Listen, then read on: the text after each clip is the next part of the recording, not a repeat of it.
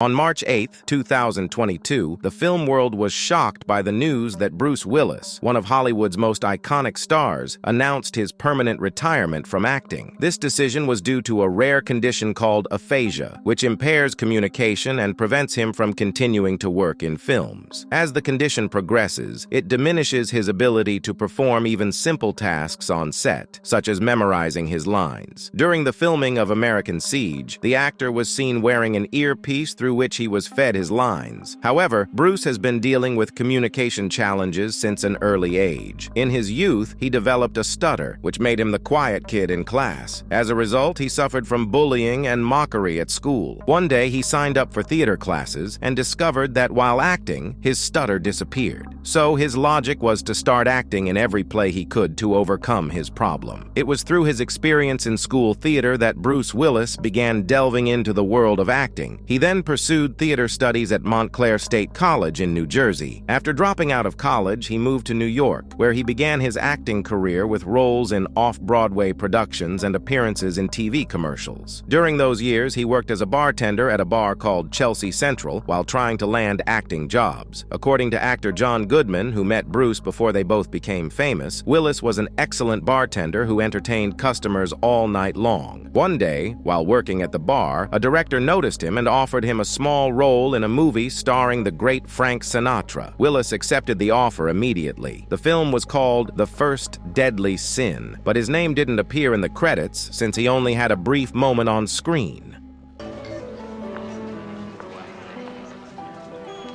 Besides this, he had 3 other uncredited appearances as an extra. It wasn't until 1985 that Bruce attended an audition where the director, impressed by his performance, offered him the lead role in the TV series Moonlighting. The series aired from 1985 to 1989 with a total of 67 episodes. This show became a huge success, establishing him as one of the most sought-after actors of the time. 3 years later, Willis received an offer that would change his career forever. The role required a man with a more average physique, unlike the muscular bodies other actors were known for at that time. The producers were looking for someone who could portray a more vulnerable and realistic hero as opposed to the typical action heroes of those years. Willis fit the bill perfectly and was cast as Detective John McClane in Die Hard, or Jungla de Cristal, as it was known in Spain. This film catapulted Bruce Willis to stardom and marked the beginning of a highly lucrative franchise, solidifying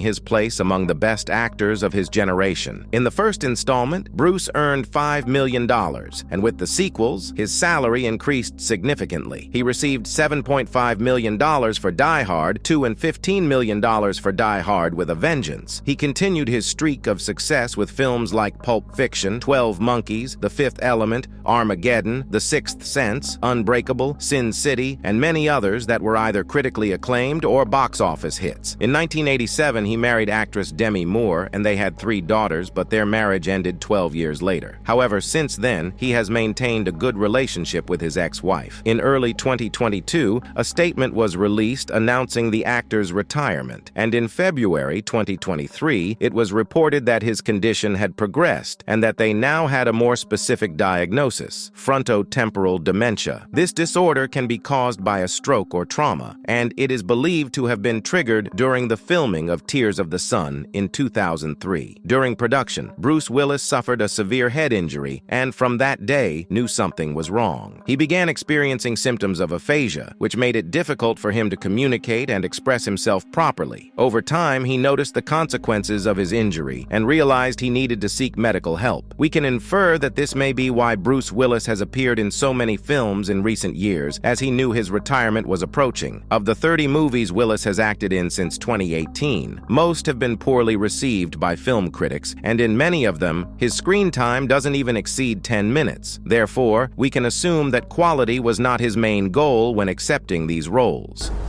Hay algo que no está bien. Willis revised his $250 million will shortly before the news of his condition became public. The actor left only $1 million to each of his older daughters, with the rest going to his current wife and their 2 younger children. It is worth noting that Demi Moore, Willis's first wife, has a fortune of $200 million, which will be divided among their daughters. This could explain why Willis chose to leave less to his older daughters. What matters most is that his wife has shown complete dedication dedication in trying to make his remaining years as comfortable as possible. If you enjoyed this video, I invite you to watch this one where I explain why Richard Gere no longer acts in movies.